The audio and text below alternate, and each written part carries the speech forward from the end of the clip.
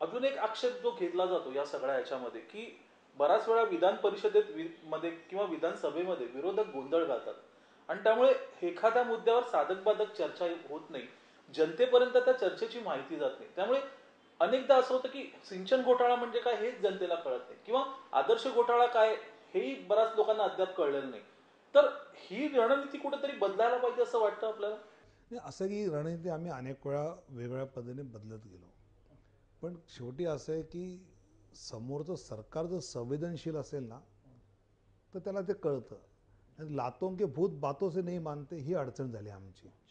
मला ज्याही लोक प्रश्न विचारतात की संसदेमध्ये तुम्ही कोळशावर सभागृह बंद केलं तर 42 कोटीचं नुकसान झालं, तुम्ही 2Gवर बंद केलं तर जवळजवळ 22 कोटीचं नुकसान झालं, 8 दिवस 14 दिवस संसदेचं काम बंद पडलं हे खरंच आहे.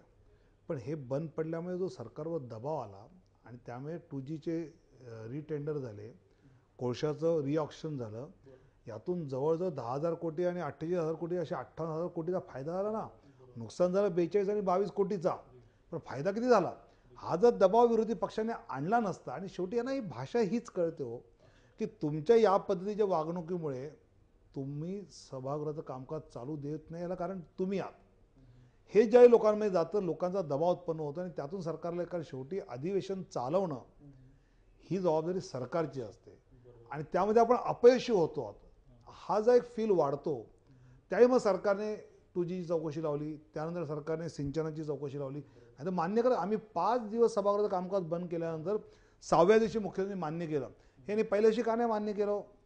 कारण ह्यांना भ्रष्टाचार पाठीशी घालायचं हेच काम आहे आणि विरोधक दबाव आणतात, मग म्हणणार की हे कामकाज बंद पडतात. मला वाटतं की सरकार संवेदनशील असताना तर आम्ही चर्चा केली असते. आम्हाला चर्चा करायला आवडतं आणि आम्ही चर्चा करतो सुद्धा. म्हणजे विधिमंडळामध्ये आधी तर प्रश्नोत्तराच्या तासाच्या आधीच कामकाज बंद पडायचं. आता आपण पाहिलं असेल की विधान परिषद आम्ही आधी सुरू केलं आणि नंतर विधानसभेत सुद्धा की प्रश्नोत्तर आम्ही होऊ देतो आणि त्यानंतर आम्ही कामकाज बंद पाडतो. मला असं वाटतं की शेवटी प्रश्नाच्या माध्यमातून जनतेचे अनेक प्रश्न मार्गी लागतात, तर ते एक महत्त्वाचं आयुध आहे लोकशाहीतलं. ते आम्ही पार्लमेंटरी आयुध वापरायला नक्की सगळ्यांना देतो.